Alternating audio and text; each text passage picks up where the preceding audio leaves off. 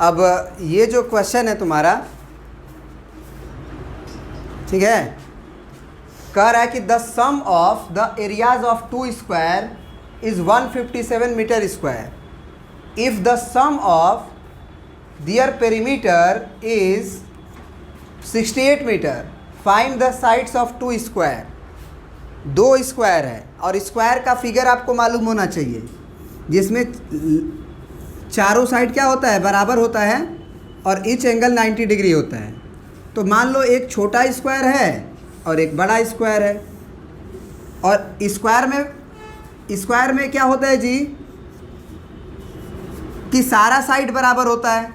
तो अगर एक ठो का साइड अगर हम मान लो x मान लेते हैं और एक ठो का साइड हम लोग y मान लेते हैं, मानना ही पड़ेगा, है ना। तो दो हमारे पास क्या है, find the sides of the two square. तो हम एक जो स्क्वायर है उसका साइड को x मान लिए और दूसरा जो साइड है उसका स्क्वायर हम लोग y मान लिए। तो एरिया का फार्मूला क्या होता है जी, स्क्वायर का एरिया ऑफ स्क्वायर क्या होता है, साइड का स्क्वायर, यानी कि साइड इनटू साइड होता है ना। और पेरीमीटर ऑफ स्क्वायर क्या होता है, पेरीमीटर ऑफ स्क्वायर क्या होता है, तो पेरीमीटर का मतलब होता है बाउंड्री की लंबाई। तो बाउंड्री से चलना शुरू करोगे तो x फिर x फिर x फिर x, क्योंकि सारा x ही होगा, स्क्वायर है ना, तो ये हो जाएगा 4 इंटू साइड। ये याद रखो फार्मूला। तो सबसे पहले हम लोग लेट करेंगे, क्या लेट करेंगे, let square side of square, side of square भी x एंड y।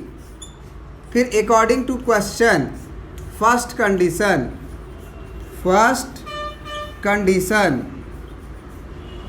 क्वेश्चन के अकॉर्डिंग फर्स्ट कंडीशन क्या है कि the sum of the areas of two square, area का सम, दोनों स्क्वायर के एरिया का सम। तो पहला का एरिया क्या होगा, एक्स स्क्वायर क्योंकि साइड स्क्वायर होता है, दूसरा का एरिया वाई स्क्वायर क्योंकि साइड स्क्वायर होता है। इन दोनों को जोड़ने पे 157 आएगा। फिर अकॉर्डिंग टू क्वेश्चन सेकेंड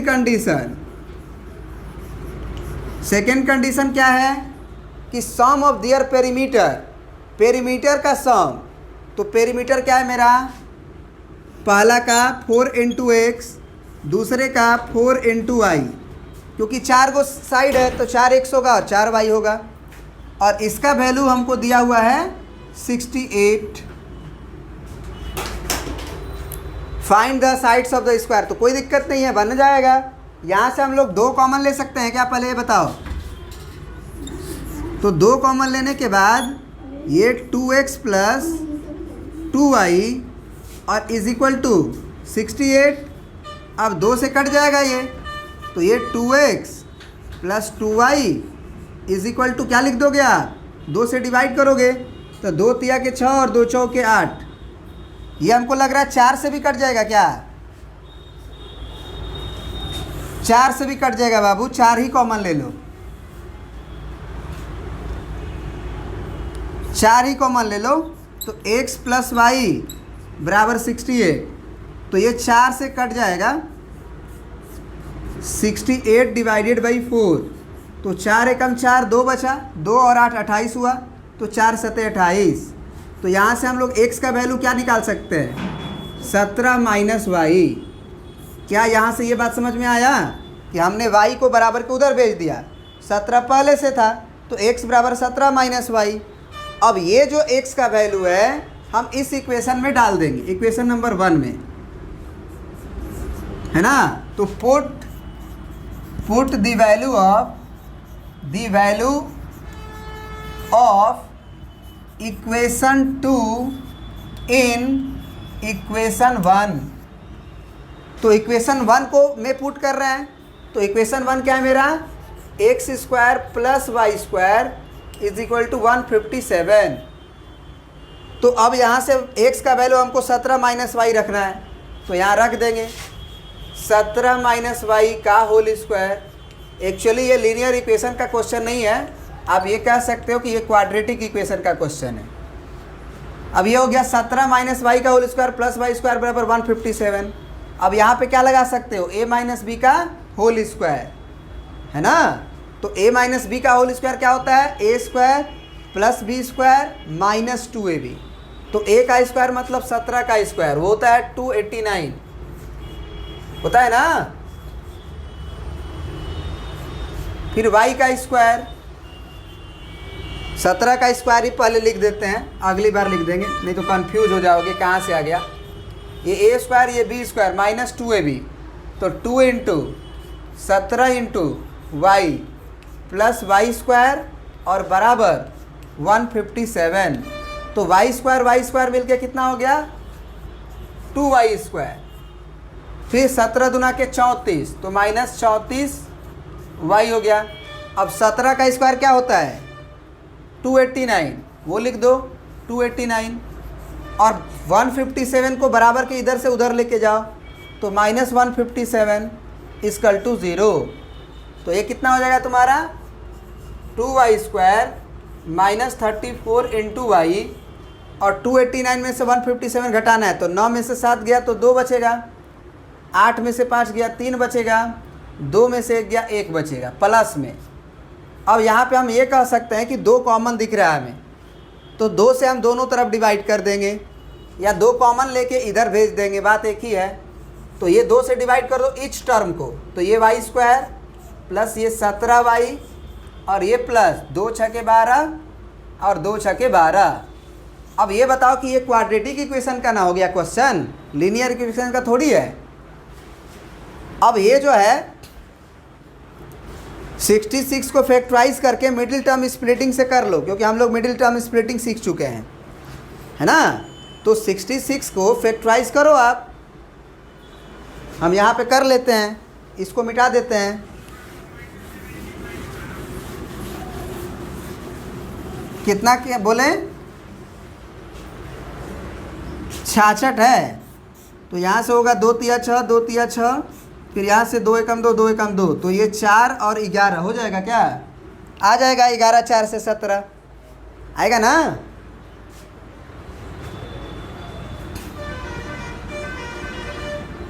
अरे यार ये 2 से थोड़ी जाएगा, 3 से ना जाएगा, 3 एकम 3, 3 एकम 3, तो ये हो गया 3 दूना के 6 और 11 और 6 17 हो जाता है। तो अब यहाँ पे क्या कर लोगे, वाई स्क्वायर प्लस 11y और प्लस 6y और प्लस 66। अब इसमें से कॉमन ले लो y, तो y प्लस 11, फिर इन दोनों में क्या कॉमन है, प्लस 6, तो y प्लस 6 एकम 6, 6 एकम 6 बराबर 0। अब यहाँ से आया y प्लस 11 एक ठो, एक आएगा y प्लस 6, है ना, ये कॉमन हो गया, तो बराबर 0। तो यहाँ से कितना आया तुम्हारा, अच्छा ये दोनों प्लस में ही आ रहा है क्या, सॉरी यहाँ पे माइनस 34y था, तो यहाँ माइनस होगा, माइनस 34 तो माइनस होगा ना। तो यहाँ से हमको क्या करना होगा कि माइनस 11 और माइनस 6, तो यहाँ से आपका हो जाएगा माइनस, और यहाँ पे आप माइनस कॉमन लोगे, यहाँ होगा माइनस, और ये दोनों माइनस में आएगा। तो एक आया y बराबर 11 और एक आया, मतलब 2 फैक्टर 0 आ रहा है ना। तो बारी बारी से कर लो, y माइनस 11 भी 0 होगा, अब y माइनस 6 भी 0 होगा, तो इसको 0 करेंगे तो y बराबर 11, इसको 0 करेंगे तो y बराबर 6। अब ये y का वैल्यू था, मतलब दूसरे स्क्वायर का साइड था, तो 2 वैल्यू आया है, कोई दिक्कत नहीं है, हमको कोई दिक्कत नहीं है। हम लोग क्या करेंगे, अब आगे इतना पहले प्रिंट कर लो फिर बताते हैं, कॉन्सेप्ट है थोड़ा सा।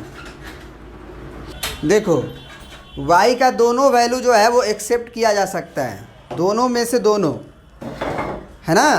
तो ऐसे हम लोग लिखेंगे कि व्हेन 2 वैल्यू आया तो लिखेंगे व्हेन y बराबर 11, जब y बराबर 11 है तो x का वैल्यू क्या होगा, तो हम x का वैल्यू इक्वेशन नंबर 2 से निकालेंगे, इक्वेशन नंबर 1 से नहीं, क्योंकि इक्वेशन नंबर 2 में डायरेक्ट हम y डालेंगे x आ जाएगा, इसमें स्क्वायर स्क्वायर करना पड़ेगा, चक्कर पड़ेगा, दिक्कत होगा हमें।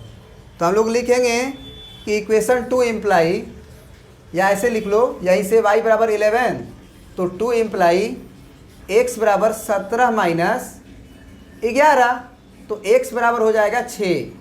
तो ये एक केस हुआ। फिर लिखोगे दूसरा केस कि व्हेन y बराबर 6, जब y बराबर 6 हो तो फिर से हम इक्वेशन 2 को इम्प्लाई करेंगे। तो x बराबर 17 माइनस y, तो 17 माइनस 6, तो x बराबर कितना आया 11। कहने का मतलब ये हुआ कि जब एक साइड का मैंने एक तुम क्या माने थे, तुम माने क्या थे याद करो, let the sides of square माने थे ना, बोलो तुम साइड का स्क्वायर माने थे कि नहीं माने थे। तो हेंस साइड ऑफ स्क्वायर भी, अगर साइड ऑफ स्क्वायर की बात किया जाए तो जब x बराबर 6 हो रहा है तो y बराबर 11 हो रहा है, या अगर साइड आपका x ही 11 हो रहा है, पहले साइड का मैंने लेंथ, तो अगला 6 होगा। तो अब 6 11 बोलो और चाहे 11 6 बोलो, क्या कोई अंतर है। हमको दो गो दिया गया था ना स्क्वायर, तो हम बोले कि दोनों जो साइड है, दोनों स्क्वायर है, उनके साइड 6 11 हैं, चाहे 11 6 हैं, बात तो एक ही है ना। तो इसीलिए आप आंसर कोई भी लिख सकते हो, 11 6 या 6 11।